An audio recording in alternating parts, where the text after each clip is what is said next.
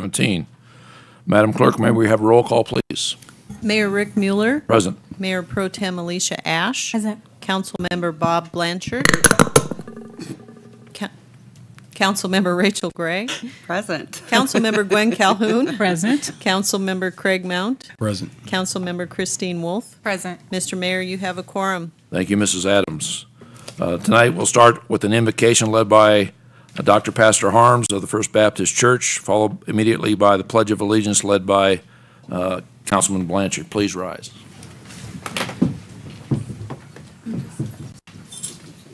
Gracious Father, we are grateful for the opportunity that we have to come and to see our community, our neighborhoods, our people taken care of. Father, we ask for your blessings over this council and over the city staff, over our police and our fire department. Father, we are grateful for their service to our community, for the safety they provide us, for the care that they give us. Help us, Lord, as a city to remain under your blessings. May we seek and follow your will in all things. In the name of Jesus we pray. Amen. Amen. Please join me in the Pledge of Allegiance. I pledge allegiance to the flag of the United States of America and to the republic for which it stands, one nation, under God, indivisible, with liberty and justice. And thank you, Mr. Blanchard. We moved on to item number 1, the acceptance of the agenda. Mr. Mount. Mr. Mayor, I move that the agenda of the regular city council meeting of October 26, 2017 be approved. Second. It's been moved and seconded. Any discussion? Then we'll call for the question. All those in favor? Opposed? It's unanimous. Thank you very much. We'll next move on to awards and presentations. We're going to start this evening with a proclamation for the Empty Bowls projects, and then we'll have the business of the month. So I'd ask the ladies from representing Empty Bowls to join me up front, please.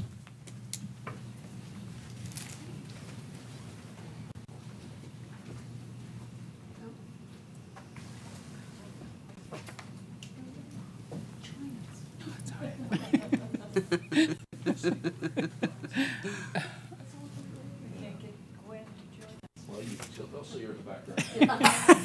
Wait. So, be helpful we had a microphone.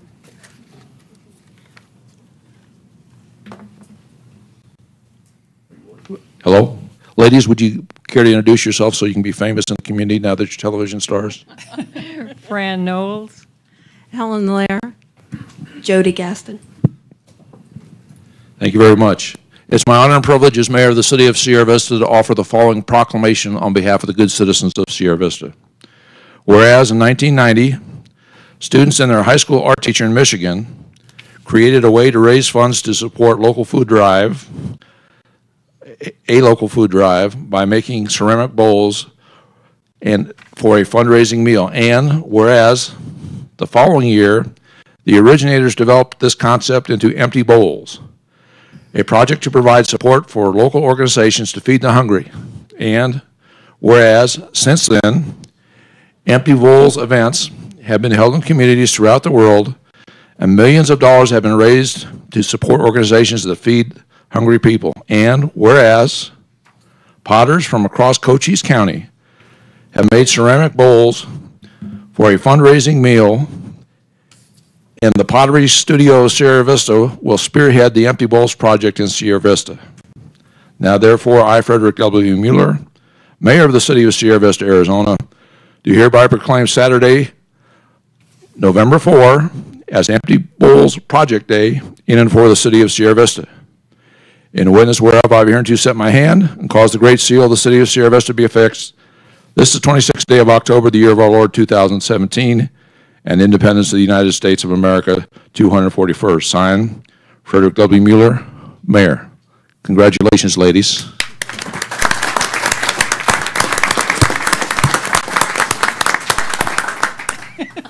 I get the microphone. I'm already in trouble this evening because I didn't wear my purple shirt. But I will have it on Saturday, November 4th. We're going to be having the Empty Bowls event from 11 o'clock in the morning to 4 o'clock in the afternoon. And we hope that everyone will come and see what potters across Sierra Vista and other areas of Cochise County have been making for you to look at and hopefully make a donation to the food banks within Cochise County, not just within Sierra Vista, but within Cochise County. And we, at the Ethelberger Center, I'm sure you all know where that is. And I'm in charge of entertainment, and I want you to know that we go from classical to a chicken plucking band. So come on out. So I just want to make sure everybody understands that not only will there be ceramic bowls there, but you'll have great soups from local restaurants that have all chipped in, and usually there's bread as well. So it's a great meal, and it's a great way to support the hungry. Yes, thank you. A $10 donation will get them A $10 donation will get you a homemade bowl, or you can go in and buy as many as you want. Okay? So a great event. Thank you, ladies. Thank you.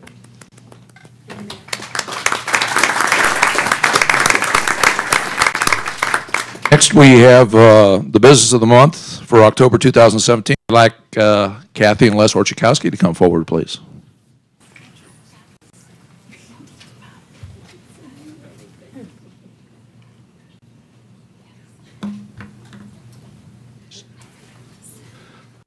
Before I present the plaque, you were nominated by Councilman Blanchard, and he has a few words he'd like to share.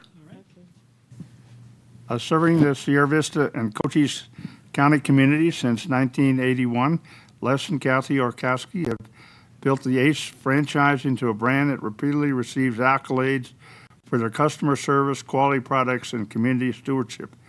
In 2016, Ace Hardware was voted Large Business of the Year.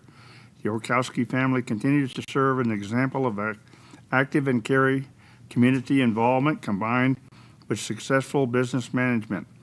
In spite of the lengthy competitive environment, these traits have allowed them to grow their business to other communities like Benson and Bisbee. These stores in turn benefit those towns and collectively support the regional economic success of Cochise County. The Orchikowski family caring spirit and community support does not stop in our local region. Please visit their website to see how their family spirit has benefited communities many miles from Sierra Vista.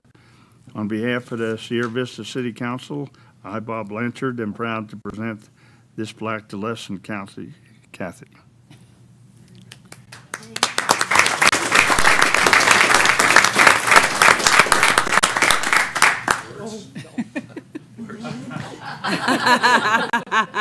Notice how she says, "Oh no," when I get the microphone. Just one point in time, this Sunday, October 29th, it'll be our 36th anniversary in Sierra Vista. Boy, have things changed since 36 years ago, but thank you all for the support. Bob, especially thank you for nominating us and the kind words. We're really proud to be part of Sierra Vista and the community and the county, and thank you again for the recognition. Thank you, Les. Thank you, Kathy. Oh, you're mighty welcome. I'll wait for a picture. Oh, you want to sorry. Do we get a photo with the ladies too? Because I forgot to. I got one of them, so we're good. Thank you. We'll next move on to the city manager's report. Mrs. Yarborough. Thank you, Mr. Mayor. The City Council's next work session will be on November 7th at 3 p.m. here in the council chambers. You'll be looking at economic development and a tourism update and a proposed amendment to development code regarding chickens. There are a couple of projects to update you on tonight. The Vista Transit Operations and Fare Study Project will be advertised beginning October 27th and will have a bid opening date of November 17th. The floodplain modeling project proposals were open on October 20th and we received 5 responses. They are currently under review and should be awarded shortly. That is all I have to report this evening. Thank you, Mrs. Yarborough. Any questions from Ms. Yarborough on the report? Okay, seeing none, we'll go on to the first of a couple of public hearing items. And me first? Yes, sir. Item 2. Mr. McLaughlin. Good evening, Mayor, members of council. I have a short presentation for you this evening. I'm going to start with a brief history of the process, followed by a summary of the essential findings underpinning our recommendations to move forward with the proposed redevelopment area, and conclude with the schedule of next steps. No action is being requested this evening. We're only asking for public comment on the draft finding of necessity study, which is legally required prior to establishing a redevelopment area.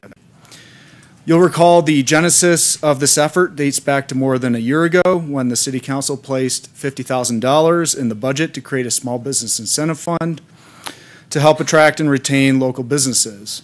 We looked at the options and determined that the only legal way to carry out the program is through the redevelopment statutes. We started off with a broad focus to maximize the opportunity for participation with a geographic area covering all the commercial districts west of Coronado Drive, constituting approximately 342 acres. We learned through that process that not everybody wants to be together for the good of the cause, and that we needed to reset and isolate those that are interested and most in need of revitalizing their properties. By concentrating on a smaller area, the funding that is deployed through the program should make more of an impact over time. It's important to be crystal clear that our motivation for going through this process is strictly limited to and focused upon establishing the legal basis for the city to launch the West End Partnership Program. That's it. There's no other reason that's been internally discussed or considered. That being said, how to move the West End forward has been a focal point in discussion in the community for many decades. This proposal is, upon its culmination, has the potential to spark a positive trend, especially if there's a sustained commitment by council to maintain or add funding to the program in future years beyond the $50,000 in seed money. We understand those decisions will be driven by the results, and we're ultimately going to need to show return on investment. So the exhibit on the screen depicts the tightened up boundary of approximately 23 acres along Fry Boulevard between North Garden Avenue and Carmichael. There are 19 tax parcels with 12 owners within the boundary area. It's the oldest part of town, with the average building constructed over a half century ago. The aggregate assessed value of the properties has declined by about 5% over the past 4 years, while the remainder of properties within the general commercial district have experienced an increase of 8.1% during that same time frame. The area has developed prior to modern building and site codes being instituted. Consistent with this era of development, the general character of the area exists of deterioration, absence of landscaping, non-conforming signage, lack of on-site stormwater facilities to control drainage. The Nice Inn has ceased operations, and there are several buildings that possess vacancies. The parcelization of the area is oddly configured with some lots without any public street access. Some parking areas are located in the front of the buildings, depending on the public right-of-way for drive aisle access. The pedestrian experience is generally uncomfortable with sidewalks along the back of the curb adjacent to the roadway. Now, without going into specifics, the property owners all recognize that these deficits exist and are interested in receiving help and making needed improvements.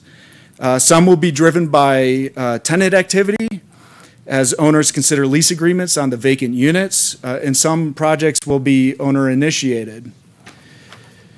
So if everything goes as planned, the formal resolution establishing the redevelopment area will be placed on your November 9th meeting agenda. Staff will then begin drafting the redevelopment plan for planning and zoning consideration on January 16th and council consideration on February 8th of next year. By that time, we should have the West Sierra Vista Partnership Program finalized and ready to start taking applications thereafter. If you haven't already heard what the program is about, the focus is on bringing existing older building stock up to standard and making storefronts and the streetscape more appealing and inviting. What we'll be looking for in an application is the economic impact of a project in terms of its private investment, how it transforms the physical and aesthetic character of the space, whether a new use is being introduced that'll add a new dimension to the business district, and any associated job creation, including the use of local contractors that are going to be putting money back into the economy and other tangible benefits. In terms of the grant requirements, what's being contemplated right now is, since this was being set up as a small business incentive program, the property must be principally used for commercial purposes and be located within the redevelopment area. In the interest of efficiency, we're proposing the applications be considered on a first-come, first-served basis, rather than holding them for prescribed application cycles throughout the year. We originally suggested combining the maximum grant award of $10,000 per property per year. Larger projects could be considered with review and approval by the City Council. Another important provision is that the application must be approved prior to work commencing. We're not going to be considering projects on a retroactive basis. The applicant will need to provide at least 2 bids or a certified architectural cost estimate. Work must be done by a registered and licensed contractor in compliance with applicable building codes and architectural design guidelines. The project must be completed within 6 months or the city may cancel the grant. The applicant will be reimbursed after the project is completed pursuant to the approved scope of work and providing canceled checks or other proof of payment that match up with the contractor invoices. To give you an idea of what we're looking at with the program, the funding categories under consideration cover a range of project types, from demolition and site clearance to interior and exterior building improvements to new or replacement signage, accessibility improvements and beautification projects through landscape and public art. The final funding levels and match requirement for each individual category will be worked out during the redevelopment planning process, with input from the business and property owners if the council elects to proceed. It's not always going to be a dollar-for-dollar match. We're going to be looking for projects that involve multiple elements to make a significant impact. And with that, I'll take any questions before you open up for a public hearing. Well, actually, Matt, we're gonna see if we got a couple of people that may want to address this before we open it up for council. Mr. Williams, did you want to address this issue, or do you want to speak at the end? At the end, and same with you, Mr. Baumert? You want to speak at the end? Okay, all right, thank you. Then we'll open up questions and discussion to council. Yes, sir. Hey, Matt, I can't talk very much, which is probably good, considering where we normally go. Just for the record, everybody who's involved in this redevelopment area has volunteered, or they know exactly what's going on. They're a part of this, correct? Yes, The property owners. Yeah, we've been conversing with all the individual property owners, and they've received the brochures. And again, you know, they've expressed support, but for the designation, and are very interested in the grant program. And so this is the first step in a series of steps that we have to go through in order to finalize this effort. Right, but everybody so far is so support. far so good. Okay. Yeah, I don't want to say it's going to continue all the way through. It's, you know, right now they're supportive. Okay. Anybody else? I just had one point. Matt, thank you for this presentation and for your perseverance and adapting to the will of the community, essentially. Just one point that I wanted to make clear. Earlier in the presentation, you mentioned statutes, and I think it's important to note that those are state statutes that we have to comply with and not necessarily all City of Sierra Vista ordinances. That is correct. This meeting was noticed pursuant to the state statutes and is being held to fulfill that requirement. I have two. I'm just wondering, Mr. Mayor, is it necessary to say any more about what's encompassed in a public hearing? Well, folks know? we've opened it up for the public. Nobody wanted to address this. That would be at this meeting. That's for this next action, which is Yes, and this is the first of a series of steps, and the next step will be on your November meeting where you'll be considering the resolution, and I believe any resolution will also be accompanied by a public hearing, and then there'll be a redevelopment Yeah, of course, we'll plan. open it. If people have further comment at that time, they're more than welcome to come as well. And of course, in between, they can comment. In between, they can come and email, comment, call, Okay. whatever they need to feel is appropriate. My second comment, I just wanted to, something I hadn't thought about before. We've started talking about street plans for West End, and I forget what you call it, but the first step has been taken in kind of coming up with a concept. And I wonder, and I want to be sure folks are aware of that, so as they think about things they might do with their buildings and their sidewalks and their landscaping, it would be in some sort of concert with what the eventual plans might be for Fry Boulevard at that end. So, and I know your staff and all will keep them apprised. Let me comment about that. Basically, a concept has been developed for North Garden area that has been talked to the property owners about. They need to go back and verify the information since it's been a few years since the concept came out. The money is there to do the design concept, and we should be getting that money from the federal government very shortly if we haven't got it already. So the design is done, and then the year after that we'll have the construction money. And that will probably get us down to the intersection of South Garden and Fry. And so this area won't get that concept done until within the next year or so. Hopefully the MPO will be able to come up with the planning funds to do the concept for that next stretch to Carmichael. Okay. And then it follows the same thing. As you do the concept, you get the buy-in from the public. That's the first year, essentially. Second year is you have the funds to do the engineering and design part of it, and the third year is the build. So it's kind of stacked like that to be able to do it efficiently.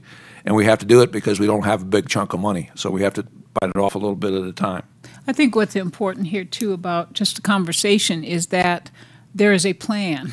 This is not just happening willy-nilly, that there's an organized plan here.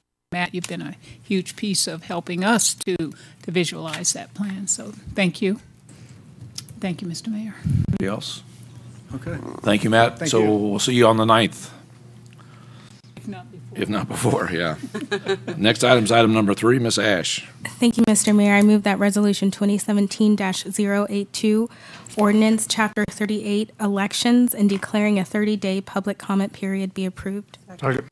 It's been moved and seconded. Mrs. Adams, may we have the staff report, please? Mayor Mueller, members of council, this item before you tonight is the result of a citizen inquiry that was submitted by Mr. Cale Kiabu earlier this year, asking council to consider making some amendments to our election ordinances, specifically related to our primary election process.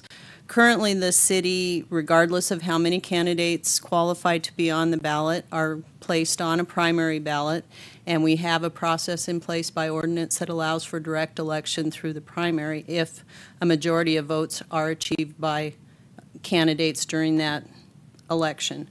The proposed amendment would allow that if the qualified candidates for the ballots equal 2 per seat or less, that we would forego the primary and move all candidates to the general election ballot, and therefore saving the city some money and possibly increasing voter turnout for the candidates running for city office. If the candidate totals for the offices exceeded 2 per seat, so 6, usually it would be 7 council candidates or 3 mayoral candidates, then we would retain the primary process, and based on the consensus at the work session, the provision for direct election was left in the proposed amendment. So that is still there tonight. This item there were 2 members of the public who submitted public comment that was in your packet, both supporting these amendments with the exception of Mr. Kiabu, who prefers not to have the direct election at the primary option available. I expect that he will speak at this public hearing tonight. If approved tonight, we will open that 30-day public comment period, and this item will then return to you at the December meeting as an ordinance for final action. Thank you, Mrs. Adams. Before we go to open it up for the council, we do have one member of the public that would like to address us tonight, and that's Mr. Chiabo. And you've been up here before, but again, you've got 5 minutes. Thank you, sir. Mayor Mueller, members of the council. First, I'd like to say that I prefer the proposed ordinance over the current ordinance. So if that's what we end up with, then it's okay. But I would prefer that the mayoral, the winner be decided in the general, and the same for the city council. So I have a question. I know that you came to a consensus last month about adopting what is being proposed. At the last, well, 2 work sessions ago, you had mentioned, Mr. Mayor, that you wanted to make sure that what we did was in accordance with Arizona revised statutes. So what I wanted to know was, are we going with this proposed ordinance because it was the consensus of the council, or because you believe that is required by statute that we go this way? Because it was a consensus council, I think the statute could allow us to do either way. The other thing, and this is my personal prejudice, if you will, is when you've had a hard-fought campaign and you win in the primary, okay, and historically it doesn't the numbers may change a little bit, but the winners have traditionally and historically have always come out on top. Why put a candidate through having to win twice in a contest? And that's whether they have 2 or 3. As far as I'm concerned, whether they have 2 or 3 or 4 or 5 guys running against them, if they get 50% plus 1, they're the winner. That's the way democracy has worked, as far as I know. I may be wrong. Well, just about what you just said about why a person would have to win twice. Every candidate runs for political office that is nonpartisan has to win twice in order to hold that seat. So having the council and the mayor having to win twice, it doesn't matter to me. Again, but my concern, I would say in other states that's in fact the true. In Arizona, it may or may not be true based on the law. So I understand, but it is still my preference that the greatest amount of people, which is in the general election, ends up deciding who ends up sitting on the council and who is mayor. So the reason I came up here was just to find out if what you thought. So it is the consensus. It is not because of law. So it'll matter in how or what I say when I'm speaking to people about it, so they can voice their comments. Thank you. Okay, thank you, Mr. Gabo. If I may, in most cases, based on the historical number of candidates that have ran, most elections will go straight to the general, correct? Yes. I don't understand your question. So Cale was saying that he'd prefer that members of council be elected in the general. Yep. Based on the number of candidates that have run in local elections, that would be the case most of the time. Well, actually, I think if we look back historically, Jill, you're correct. It's most of the time we do have the majority of people elected during the primary. But Mayor Mueller, members of council, yes, with the direct election and the primaries the way they are held now and the way we count votes, if the election is held at the primary, most of the races are settled. What Councilmember Ash is speaking about is based on the number of qualified candidates for our elections for the last 7 to 10 cycles. I believe there was only one race, 1 year, where there was more candidates than the minimum threshold.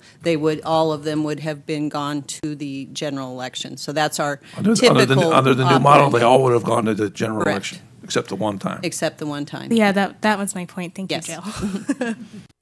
So, Mr. Mayor, I'm going to recuse myself from the vote for obvious reasons. But I think that so just speaking philosophically, the intent of the change is to make sure that the most amount of people have the option to vote, even though we know that everybody has the option to vote in the primary, just many choose not to. So I don't really have a dog in the fight, but essentially your argument, to sum it up, is to give the most amount of people in the community the option to vote for who's going to represent them. Yes. And we understand that.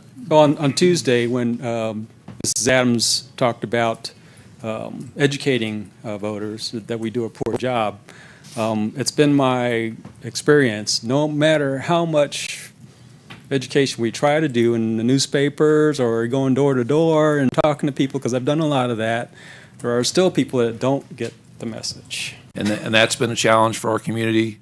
Way back when we changed from the early election to the fall election, we did see a small rise in participation, but again, we had the same problem with fewer people in the primary than in the general. So eventually we'll get it right, I guess.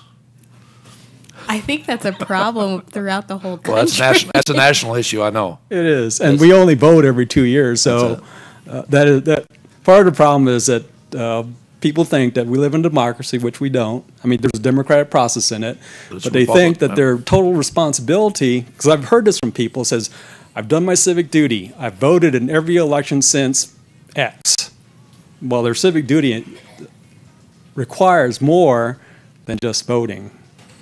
Amen. And we appreciate your activities, too, to bring this to our attention, because you're obviously interested and want to make the community do better, so we appreciate it. Thank you. Okay, any further discussion from council? I have a question, and it's probably I just missed it somewhere. So we're going to vote on this in December, is that what you said? No. Jill? Mayor Mueller, Councilmember Gray, we have the resolution tonight. It opens the public comment period for 30 days. Then we will come back at the meeting in December with the actual ordinance that will then be eventually codified if approved. Okay. And so then when would this start? Would it be in this upcoming election is when it would be in effect? It would go into effect when council determines that they want to go into effect. Normally, they would go into effect 30 days after passage, but if you wanted to wait a cycle or whatever, that can be programmed into the ordinance. It's going to be council's decision whether it's next year or 2020. Well, currently, the way it's written, I think it's next year. Yeah. And that, yes. 2018, yeah. All right, thank you. Okay. Any other clarifications? All right, then I'll call for the question. Again, this is to open the 30-day comment period. All those in favor? Opposed? It passes with one abstention. Thank you very much. We now move on to new business. Item number 4, Mrs. Calhoun. Thank you, Mr. Mayor. I move that the City Council regular meeting minutes of October 12th, 2017 be approved. Second. It's been moved and seconded.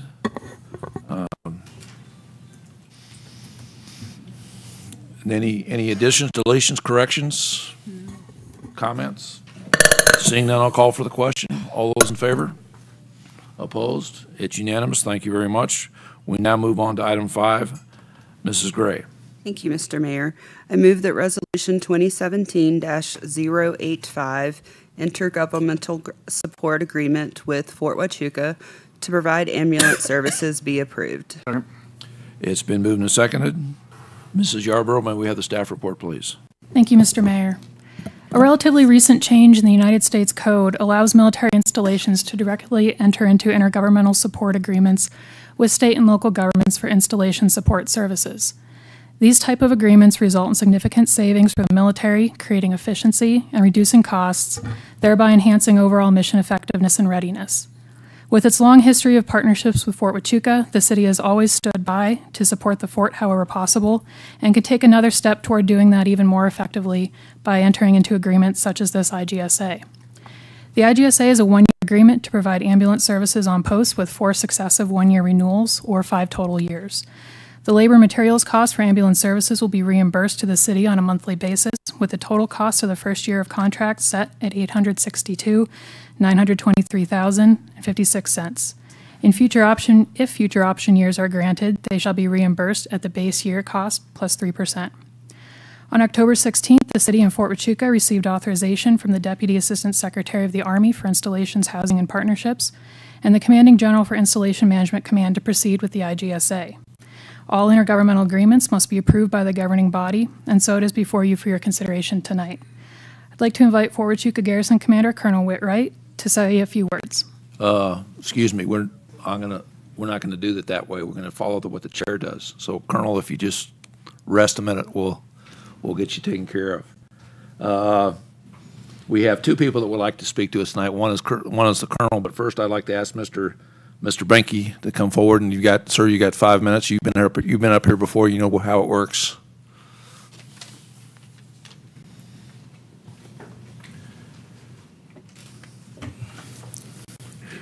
Mr. Mayor, members of the City Council, my name is Doug Benke. I live at 1420 Camino Rancho, Sierra Vista. When the President says, America first, what does this mean? Well, in dealing with other nations for treaties, it means he will look after the interests of our people first. That he will not deliberately put American citizens at a disadvantage in the deals that he makes. I would suggest to the City Council that they make a Sierra Vista first policy, which means they will not put any of its citizens or local businesses at a disadvantage in the deals they make. I am afraid, though, that your current practices are to crush any local businesses you can, as long as the deal expands the control of the city government. This is socialistic and not free enterprise. You have done this before and are about to do it again with the ambulance service at Fort Huachuca. And you wonder why tax income is decreasing despite your efforts to extend the city boundaries. How would you feel if a family member were involved in a life-threatening accident on post, and the paramedic at the scene is being paid 30% less than the local standard? Would that paramedic have enough experience and skill to save that life? I encourage the City Council to put Sierra Vista businesses first, especially that of the ambulance service.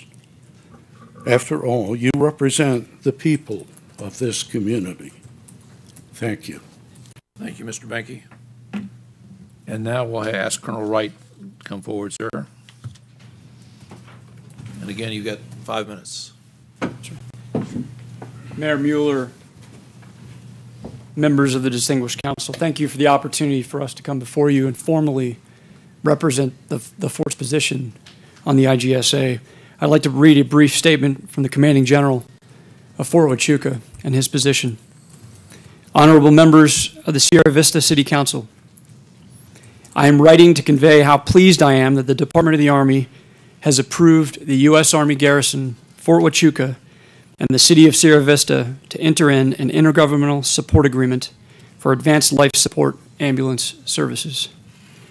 As you are aware, Fort Huachuca has had a long-standing partnership with Sierra Vista.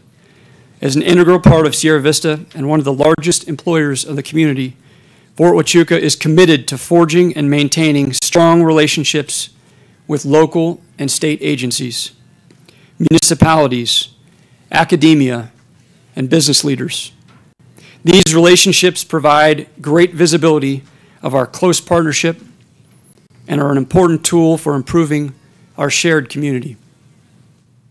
I'm excited about this new opportunity to strengthen our partnership and equally excited for the mutual value it will provide the U.S. government and the local community. The IGSA is a great example of coordination and collaboration of our shared resources to improve our military readiness and further solidify a public-public partnership. Again, I congratulate Fort Huachuca and the City of Sierra Vista on this opportunity and look forward to further collaborative efforts like this one in the future. Sincerely, Robert P. Walters, Jr., Major General, U.S. Army, commanding. I would echo Ms. Yarborough's comments earlier about the process, the long and detailed process that this IGSA has gone through. On just the U.S. Army side, it has gone through our headquarters, 4 additional echelon headquarters above, all the way to the Department of the Army for final approval to this point. Thank you for your leadership. Thank you for your consideration in this matter. I and my team stand by for any questions you might have about this partnership. Thank you, Colonel Wright. And then I'll close the public hearing and open it up for discussion. Yes, sir. Thank you, Mr. Mayor. So this is maybe to address at least the first set of comments, just to kind of clear up a little bit about what's going on and try to explain. So with sensitivity to it being quote-unquote a local business, it's a business that is competing for federal tax dollars for a service. Okay, so 10 years or so when that initial contract was put out, and I do this for a living, I own a company that does it. The government puts it out and they say it's going off a federal minimum wage. You know, we'll just say for ease of explanation, $12 an hour.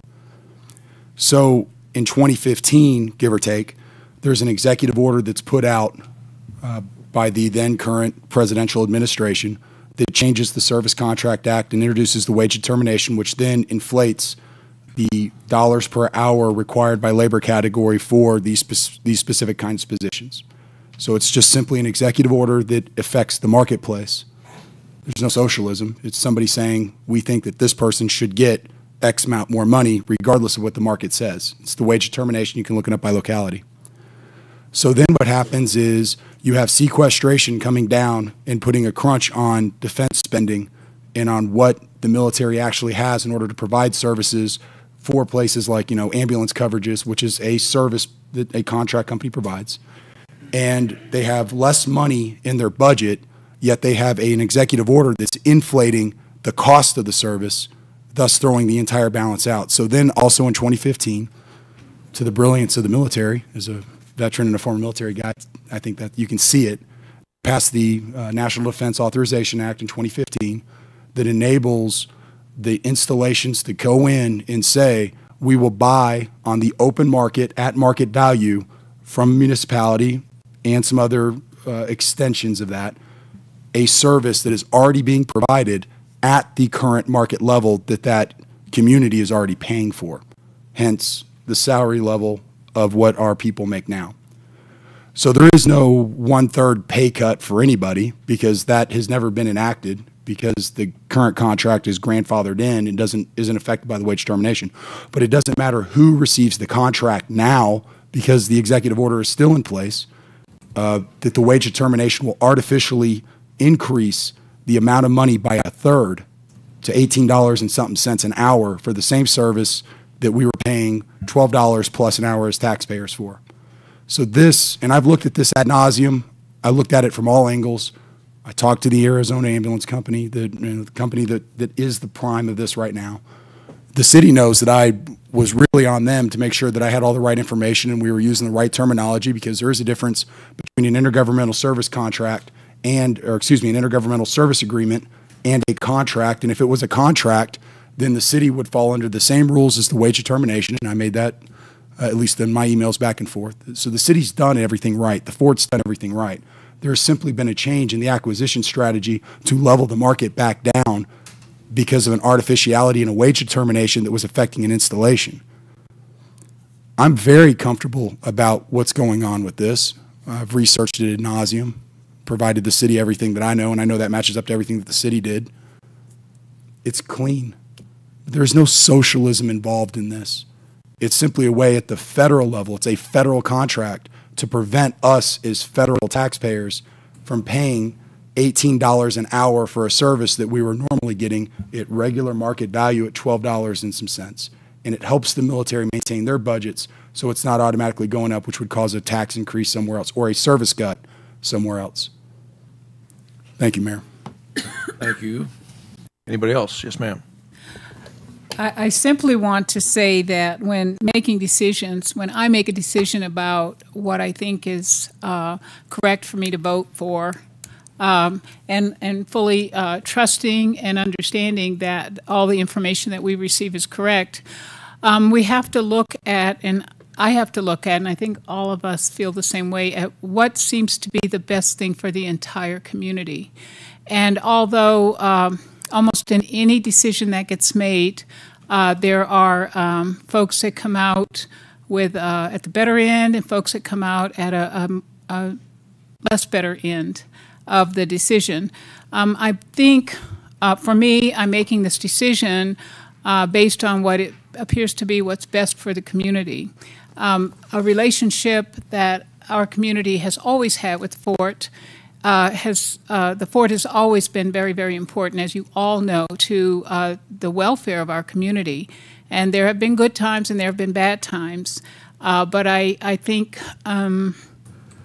at what's best for the community right now in looking forward to things that could happen in the future, dare I say the B word, BRAC, that we need to sit in the best position that we possibly can in our relationship with the military, with Fort Huachuca. So I'll be voting.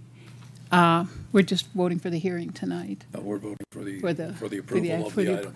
Then I will be voting for approval of the agreement for those reasons. Anybody else? Yes, ma'am. Thank you, Mr. Mayor. I asked this question on Tuesday, and I just want to clarify it again. We have the first base year with the 5 option years, and the Fort can, after 1 year, if performance is not up to par, can decide to go another way, but the city can also decide after 1 year, if we find it's not working for us, to not extend to the other option years, correct? Mr. Mayor, Councilmember Gray, that is correct. Okay, thank you. I'd just also like to say I think this is a great partnership. Anytime that we can partner with the Fort and provide basic services that we provide in the city, and we can do it at less cost to the taxpayer, I think is a good thing. So I will be voting in favor as well. Thank you. Anybody else? Yes, ma'am. Yes, I won't waste time by restating what's already been said, so I'll just say that I echo the comments of the council members that have spoken before me. Okay. Anybody else? Well, I'll just say that same thing as I think Mr. Mount did a good job of explaining what was going on, and I appreciate his clarity for the public benefit. So I hope it was clear. Well, if a guy like me can understand, I think most people can. Okay, if there's no further discussion, seeing none, I'll call for the question. All those in favor? Opposed? It's unanimous. Thank you very much. We now move on to item number 6. Mrs. Calhoun. Thank you, Mr. Mayor. I move that Resolution 2017-086, appointment of Joe Ford and reappointment of Father Gregory Adolph, Rosie Mackey, and Michelle Cotton, set terms to expire December 31st, 2019, be approved. Second. It's been moved and seconded. I'll note that all those good folks are here in the audience. This does not say what the appointment is for. Oh, it sure doesn't. The West End. The West End Commission. These appointments are to the West End Commission. Okay. Thank you. Thank you, Bob. Appreciate you catching that, Bob. Everybody understand that? Okay. Any further discussion? All those in favor? Opposed? I'm assuming that we'll go 6-0. Oh, Christine. Yeah, Christine had to step out, so we'll go 6-0. Then our next item is a call to the public. We have a couple of folks that would like to speak with us tonight on the public. And I'll remind everybody that as I call your name, come up and speak your piece. You'll have 5 minutes. We have the light system up here. When the lights go red, I'll ask you to conclude your remarks. And the first we have up here is Mr. Williams, John Williams.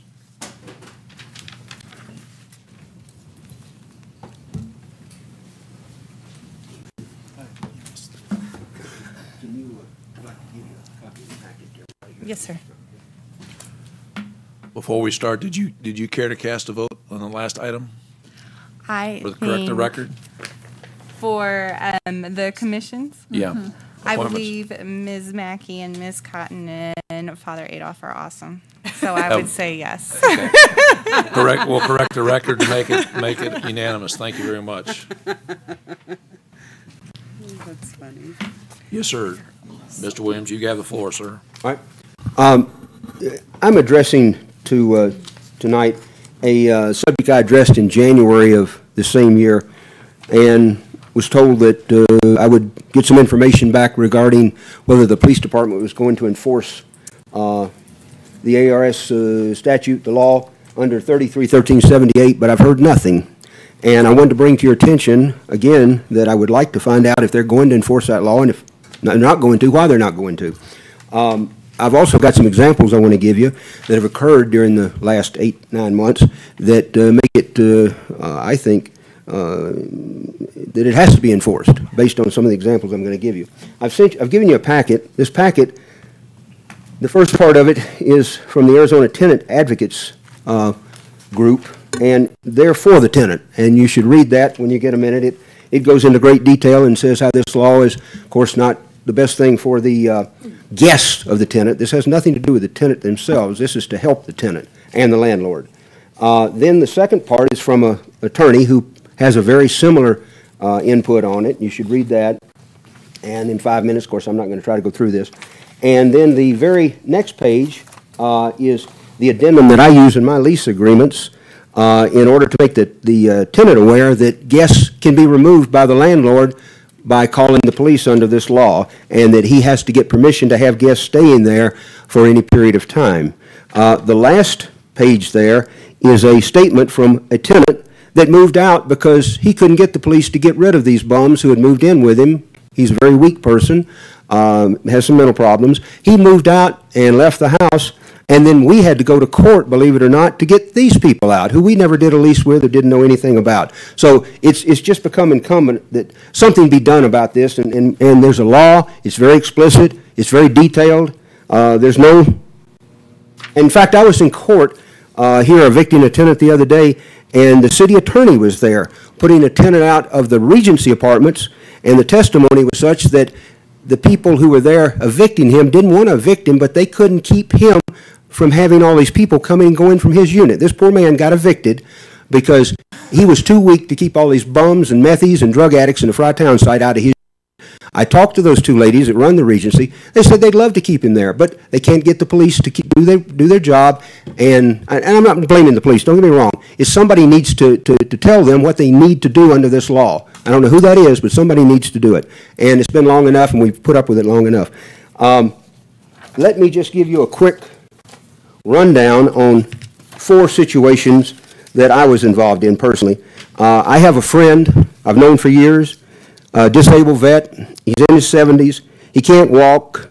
He stays home. I give him a ride to his doctor. He's supported by Shark with paying his rents and doing those type of things. He's in court right now. I took him down to court the other day because these bums moved in on him. He couldn't defend himself. He picked up a weapon, defended himself. These people that were there, they wanted him to go to jail. Then they take over his unit. They'd already stolen his food card. And he couldn't get him out. I couldn't get him out. The police couldn't do their job. They said, oh, no, you have to go to court. No, we don't. We have a law that says we don't have to do that now. And anyhow, he is now in court. I'm sure it'll be dismissed. His attorneys told him he'll take it to trial if need be. But because of the fact that he defended himself the only way he knew how, with a weapon from these people who wanted to take over his unit. And of course, when the cops came, all the people told him a story that fit their needs because they wanted him to go to jail. The second one is, I just rented a property to a lady who moved out of the subsidized apartments on Denman Drive, Denman Avenue, whatever they call it. She said that there's drug deals going on outside her unit. This is what she told to me while she was moving. She gave up her subsidy and moved into a unit at full cost. And her son's bicycles got stolen out of the yard all the time. She could not keep a bicycle there without getting stolen. Now, there, the police, of course, didn't have anything to do with it. I'm just bringing that up because that is the criminal element we're dealing with over there. A client of mine from Tucson had a tenant leave, and he had the same problem I did, where once the tenant left, there was people living in his unit, and the police would not make those people leave. They were just bums who came in there and took over the unit. Had to go to court to get it done. It was ridiculous. This law prevents that if it's enforced. That's all I've really got to say. I just want to know why this law is not being enforced, what we have to do to get the law enforced, and I'd like this time to at least hear something back, because I've heard nothing in 9 to 10 months of a law that's been in place since July of 2015. I thank you. Thank you for bringing that to our attention. Ms. Yarborough, we need to make sure when we've promised a response from the chief, we get a response, whether it is palatable or not, but they need to have a response. And Mr. Attorney, I would hope that you would take this under your wing too, to find out what's the proper way to do the enforcement. Because to me, that looks like it's the question is how do we enforce what's in the book, and what's the proper way to do that? And Mr. Mayor? Yes, ma'am. Could we also be apprised of however this works out? We'd Yes, like ma'am. to hear. And we need to get a response back to Mr. Williams, and the council needs to be appraised of that response as well. Okay, Mr. Balmer.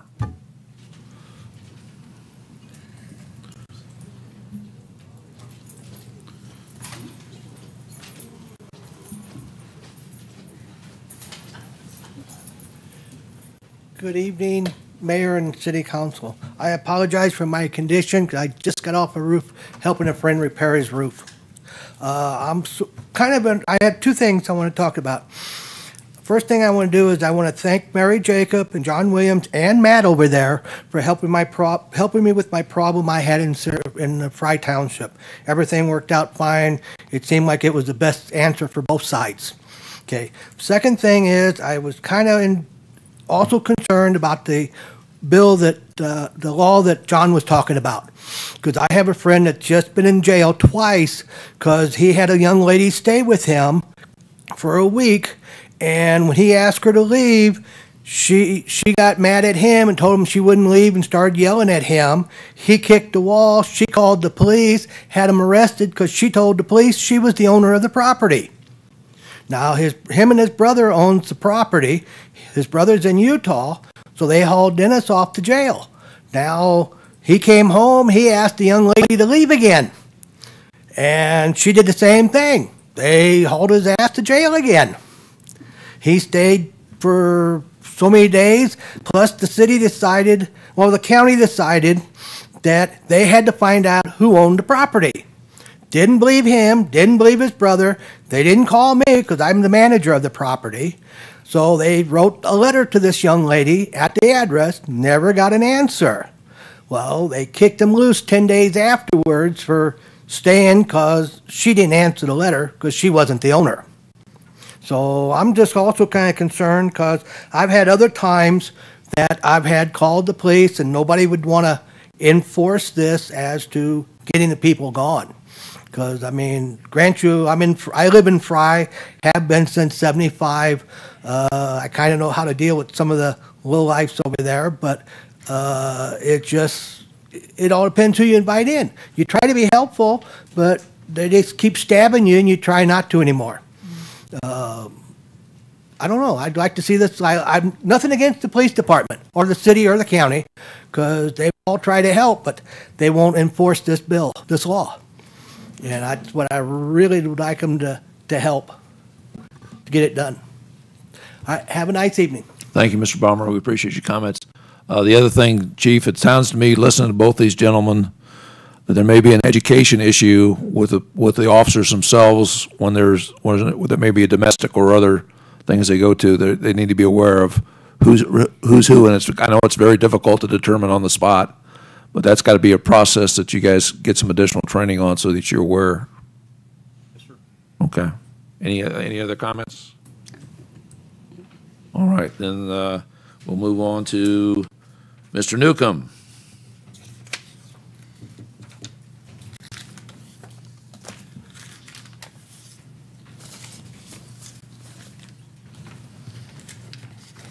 My name is Andre Newcomb. I've been in this valley since 1964.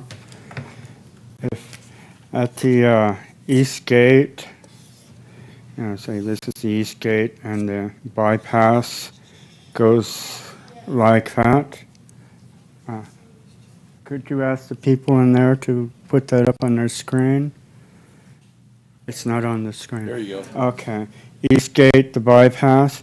I asked the Arizona Department of Transportation on their Facebook page if they would construct a ramp that goes from here southbound.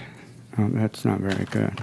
Southbound and flies over that and then joins up with that there for all the southbound traffic.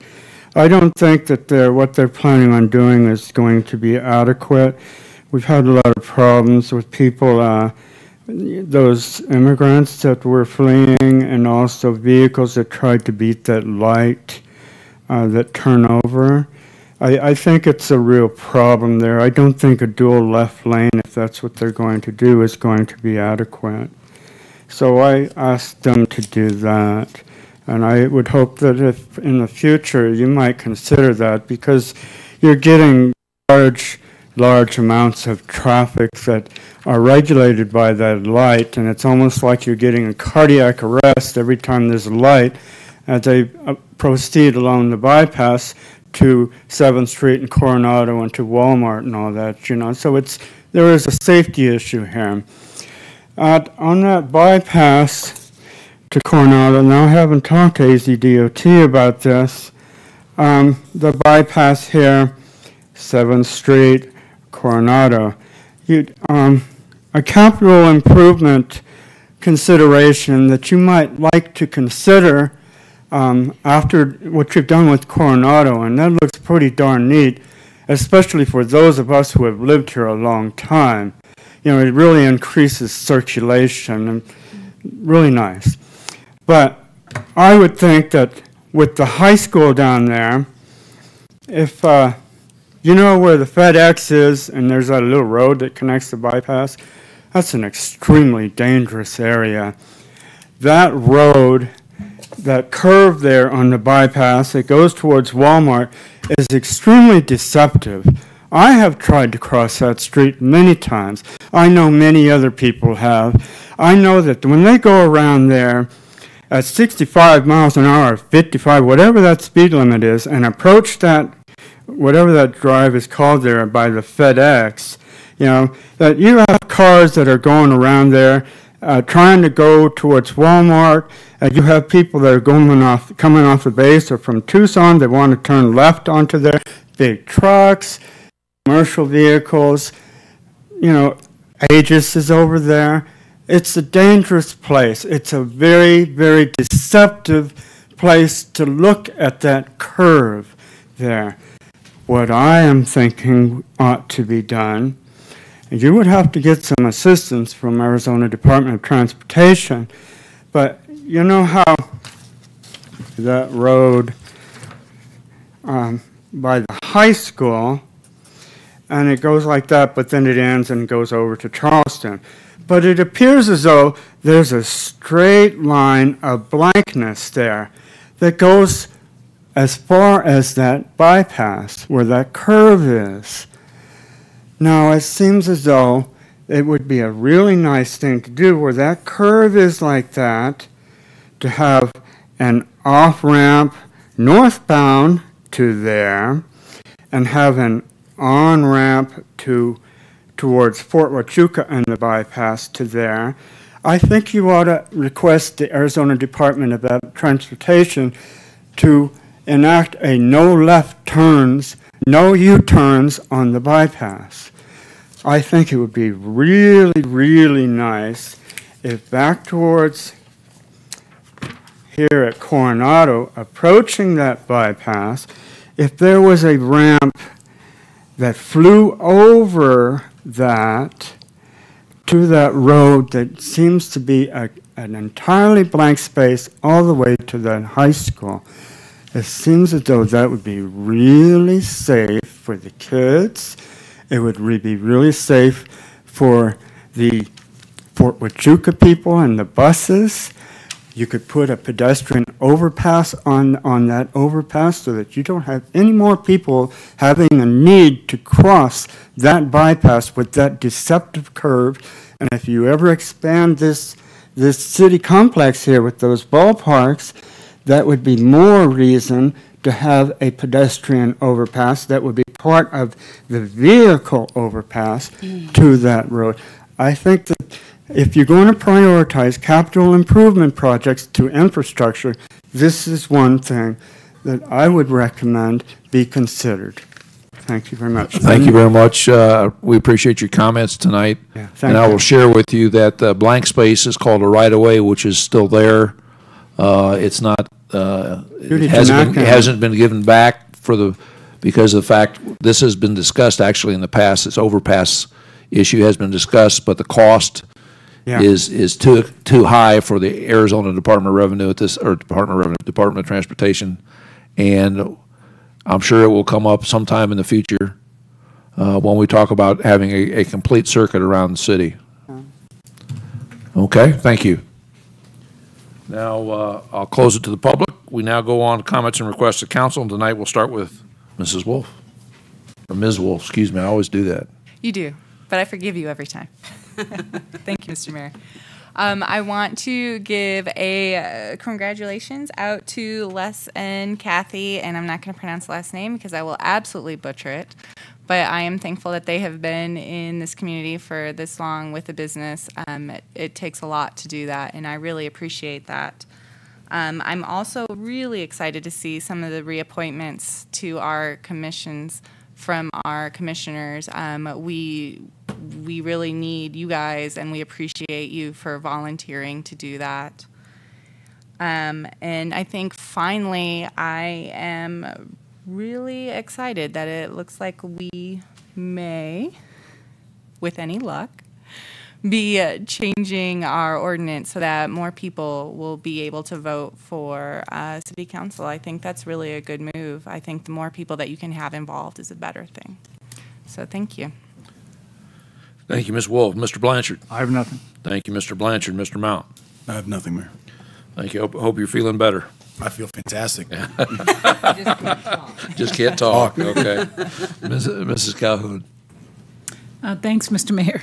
I want to thank Mr. Banky for speaking his mind to us and his point of view, and also to the gentleman, I'm sorry, sir, Mr. Allman, for coming to our meeting. And some resolution will come for the ambulance company, I'm sure. Also, I want to congratulate Rosie and Michelle and Father Adolph, Father Greg, for coming back to. And Joe, is Joe here? I didn't see him. He's right there. Where? Oh, there, you're hiding behind the, hey, Joe. So dang skinny, you can hardly see him. Joe has served on the commission before, and we look forward to your involvement in the commission again. And I'll just add at this point that the West End Commission has been very important to the community. We have an entire community here, and the West End is as much a part as all the rest of the community, and we'd like to see it. I personally, and I'm sure many others agree, would like to see it come back to the level, rise to the level, continue to grow to the level of the rest of the community, and to be a showplace as people come into the community from the west end of town. And that's it. Thank you all for being here. Thank you, Mrs. Calhoun. Mrs. Gray. Thank you, Mr. Mayor. I'd just like to echo congratulations to Ace Hardware. They do a lot of community work, not just in Sierra Vista, but in the county as well. So congratulations to them. Also, congratulations to Joe. I do see you. I can see you right there. And Father Greg, Rosie, and Michelle, I know they do quite a lot of work. And Rosie in particular, I would like to say thank you to for her dedication and hard work in making the area in which she lives a better place and the best place that she lives in and that she thinks she can make it. So thank you for that, Rosie. I have been asked to remind people that on November 3rd, this Be Healthy, this is the longest named ever, the Be Healthy Sierra Vista Health Advisory Committee is doing a candy buyback, where if you bring candy into the Cove on November 3rd, you will get free admission to swim at the Cove. But they are looking for volunteers, and they're so desperate for volunteers, they need about 5 more at this point. starting around 5:30, and then everyone else between 7 and 10. But if they don't get the volunteers to help run the event, they might have to cancel, and I think that would be a shame. So you can call Alicia Katz at Oscar Uruin. I can't remember if she's there, Ethelberger. You can call her there if you would be willing to volunteer for that event. That's all I have, Mayor. Thank you, Mrs. Gray. Mayor Pro Tem Ash. Nothing to add tonight. Thank you, Mr. Mayor. Yeah, and I'm going to just conclude by saying I appreciate everybody's comments, and thank you for everybody that has been here tonight. I had the opportunity this week to say goodbye on behalf of the council and the city staff to J.D. Talise, who for over 30 years worked both in the wastewater and as a facilities maintenance supervisor. And he and his family provided great service for the city for over 30 years. So, J.D., thank you. I would remind everybody that coming up on the 31st, we have Halloween, and we're going to have all the ghouls and goblins running around town, and they're not going to be thinking about safety at night and that type of thing. So please be careful with all the youngsters out there. And I will also share that tomorrow I have the privilege of being invited to attend the Arizona Veterans Hall of Fame luncheon, where we'll have I believe it's 5 people from this area inducted in the Arizona Veterans Hall of Fame, and that should be quite a ceremony. So, seeing nothing else before council. May I please? I better jump in before he lowers that down. I just want to say, when I mentioned the commissions, it occurred to me we have quite a few people in the room, and our commissions are always looking for either associate members or commissioners to join. If you go on the city's website, you'll see all the different ways that people in the community can be involved in helping the council to get the information they need to make decisions. So please consider serving on a city commission or a board. Thank you. That was a worthwhile commercial. Meeting's adjourned. Isn't the meet and greet tomorrow? Yes, tomorrow morning. We forgot to talk about that. The meet and greet is tomorrow morning at 7 o'clock at Broxton's Coffee. So come over and have a cup of coffee and talk to the city council. Now you're just